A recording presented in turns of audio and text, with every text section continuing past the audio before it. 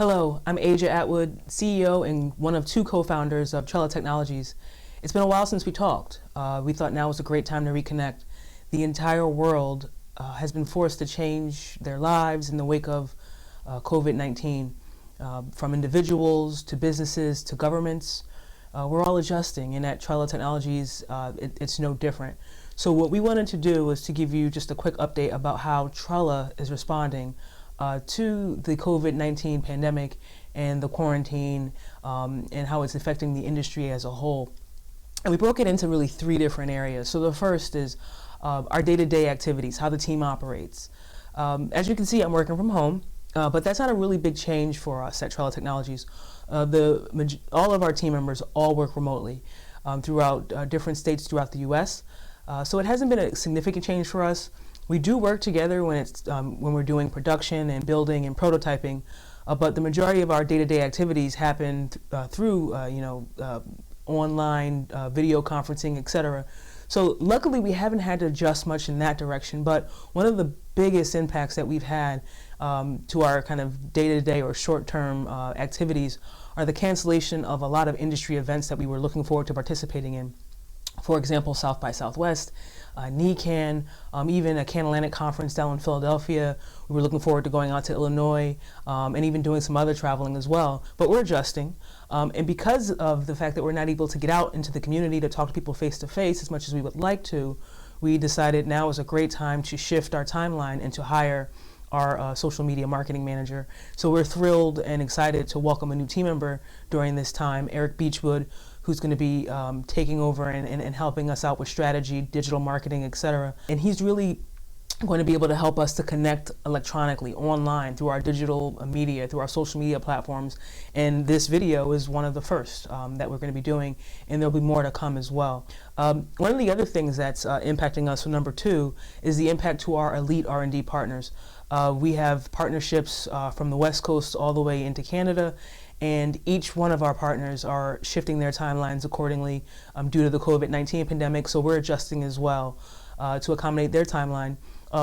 Luckily, we haven't had any major impacts to our production, our suppliers. We're still working all those things out as planned, but we will be moving our timeline down in regards to delivering those units to our elite R&D partners. To allow them some time to get ready and to allow us time to engage with them, visit their facilities, etc. And right now that's on hold, so we're adjusting our timeline. And number three, what we're going to do is we're going to adjust our focus just a little bit. We've always been focused on sustainability in cannabis, and that will definitely remain. But one of the things that we're learning and that we're seeing is the increased need for food security. So what we're doing is we're also going to look for elite R&D partners outside of cannabis, people that can grow all different types of plants, specifically fruit-bearing plants, those taller varieties that could no longer be grown indoors.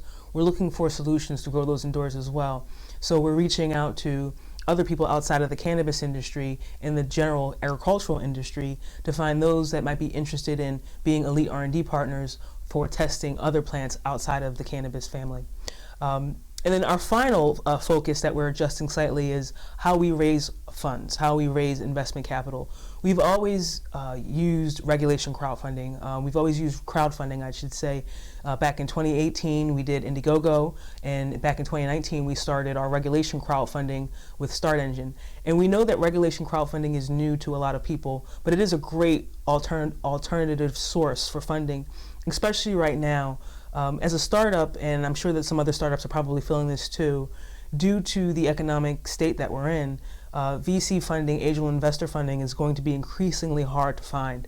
So using platforms or using paths like regular crowdfunding, alternative funding methods will definitely be key for those entrepreneurs and startups that are looking to, maintain operations moving through this time frame. So for us, what we're going to do is we're doubling down on really focusing our efforts on our regulation crowdfunding campaign, and we'll have some more announcements in regards to that in the very, very near future. So we're looking forward. We understand that we're going to have to be dynamic and we're going to have to pivot. We feel like we're in a great position to do so, and we're here to help. So if you are listening to this, if anything resonates with you, if you have questions, if you want to know more about what we're doing, about what our new focus is, please feel free to respond on social media, get in our DMs, hit us up on email. You can reach us at email@trella.io. That's email us at trella.io. Our website is trella.io as well. So please, be well, continue to support one another, and we'll just end it with mad peace and mad love, everyone. Till next time. Thank you.